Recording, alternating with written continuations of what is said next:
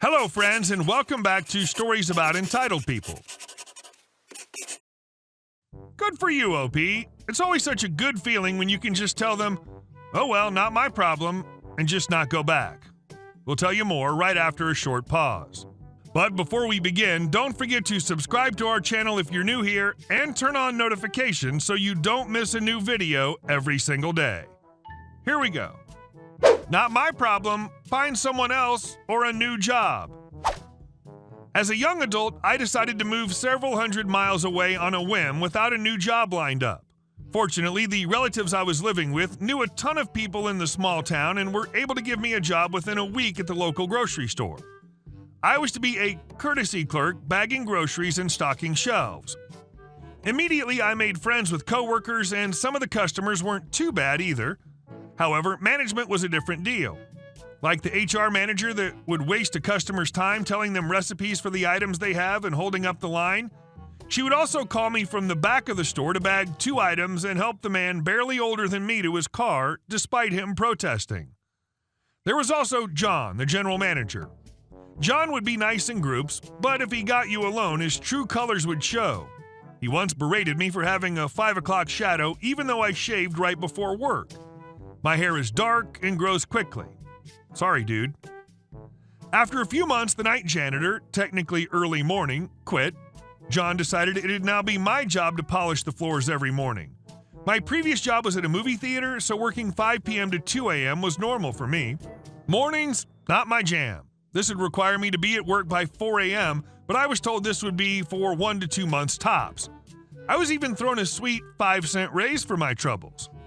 How could I decline? After a month, I asked John how the search for a replacement's going. He says probably 2 weeks and everything will be settled.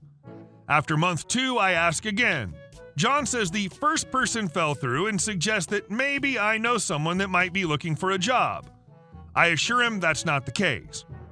After the 3rd month, I was completely over it. Again, I approached John and explained that I cannot keep doing this much longer. He replies, not my problem, find someone else or a new job. This pissed me off, but I wasn't in the position to walk out right then. I figured I'd start applying anywhere I could. A couple of days later, possibly even the same day, my relative drags me with them to go look at new cars. While discussing prices and waiting for the sales manager to respond, me, my relative, and the salesperson are just BSing, and I mention what John had told me about the job. The salesperson raised an eyebrow and walked away. Moments later, the sales manager approached and said they were looking for a detailer and asked if I was interested. It'd be a regular schedule, no evenings, and higher than even my previous theater job as a manager.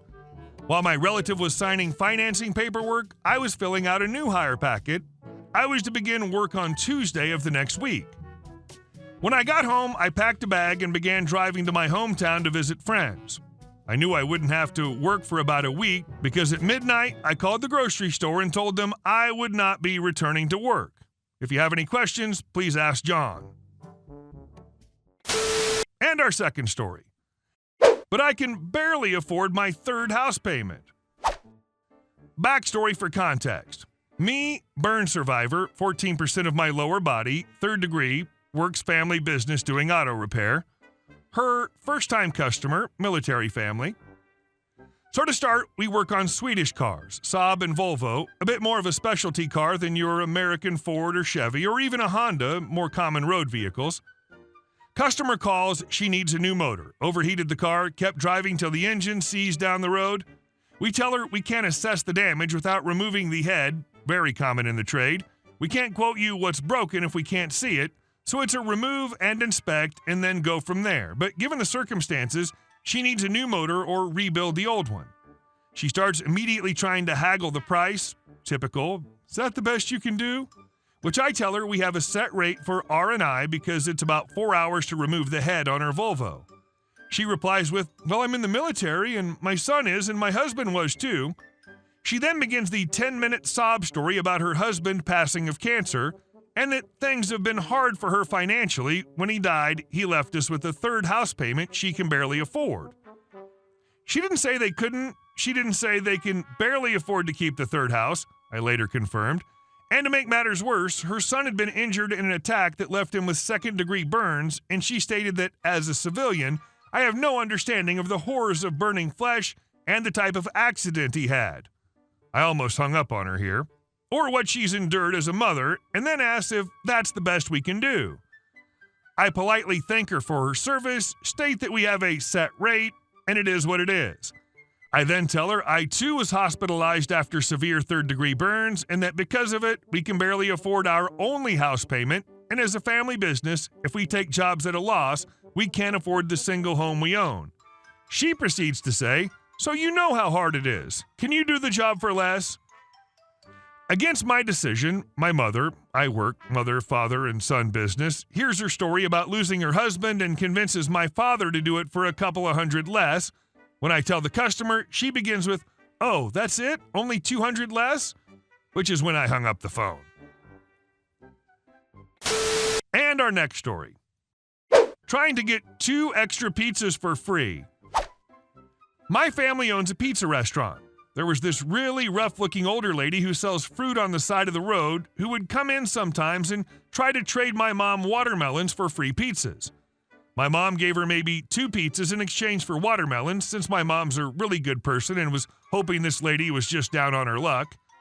The lady called after the 2 most recent hurricanes and claimed to be driving down there to help with relief efforts, so we could spare anything to help she'd appreciate it.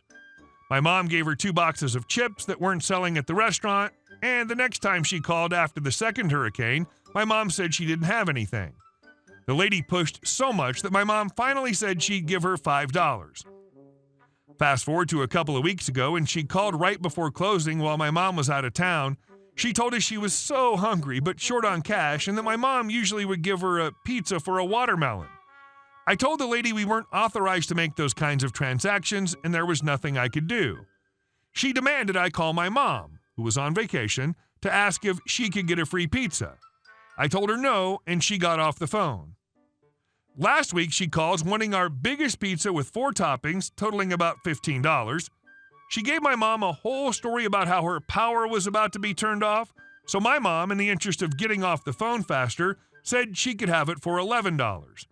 The teenager in the back makes the pizza just like normal, and when the lady arrives, she calls and tells me to bring it out to her. My mom brings the pizza out to her. About 2 minutes later, she calls back, telling my mom the pizza is soggy and undercooked. My mom rolls her eyes and tells the lady she'll make her a new one, something we would do if any customer complained. The teenager brings the second pizza to her. She whips the box open and takes a slice of the pizza, which is still super hot, and holds it up so that all the toppings slide off. She tells the teenager that it's still soggy and she wants another one. The teenager comes in, tells us, and my mom tells my uncle to go deal with it. He goes outside, comes back a few minutes later, and drops both pizzas on the counter and says, "She won't be back." Apparently she cursed at him, and he brought up the fact that we've given her plenty of stuff for free, and she said, "How dare you throw that in my face?" Threatened to call the cops, which would have been hilarious if she had, and then my uncle grabs the pizzas out of her truck and says, "I never want to see you here again." It was at least a satisfying ending, but I find it hard to believe that all those free pizzas she'd gotten were cooked just fine, but these weren't. She could have left with 2 pizzas for less than the price of 1, but just had to push for the third and left with nothing. Although my uncle did give her the $11 back. And our last story. I blocked my neighbor from parking his car in front of my house. I've lived in my home since it was constructed 15 years ago. There are 12 houses on our street with 6 houses on each side of the street. All the houses are 3 or 4 bedrooms with 2-car garages. My house is the third from the corner of a public road. The unwritten rule on our street is if you need to park on the street, you park in front of your house and not someone else's. Of course, if you have a get-together or have workers coming over, no one minds if you park in front of their house as long as you're not making a habit of it. The house 2 doors down from me, which is on the corner with the public road, there's no parking on the road, is sold. New people move in, 6 adults to be exact, living in a 3-bedroom home. They each have their own vehicle. I wake the next morning to put the trash out, and there's a car parked in front of my house. The 3 other cars parked on the street, one in front of my next-door neighbor, the house between me and the home the new people moved into, and one in front of each of the 2 houses on the opposite side of the street. I'm a bit annoyed, but brush it off, expecting it'll be moved soon. It wasn't moved for 3 days. Apparently, the new people have the garage packed, so they park 2 cars in the driveway and 4 on the street.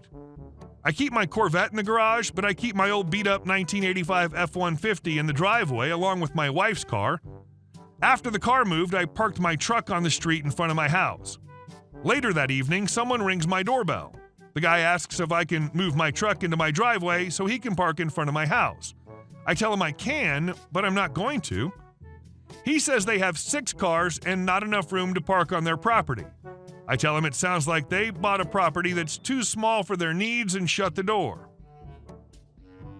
Who knocks on someone's door and asks them to move their own car from in front of their own house because you want to park there? What? Hey guys, thank you all for watching the video. I'll see you in the next one.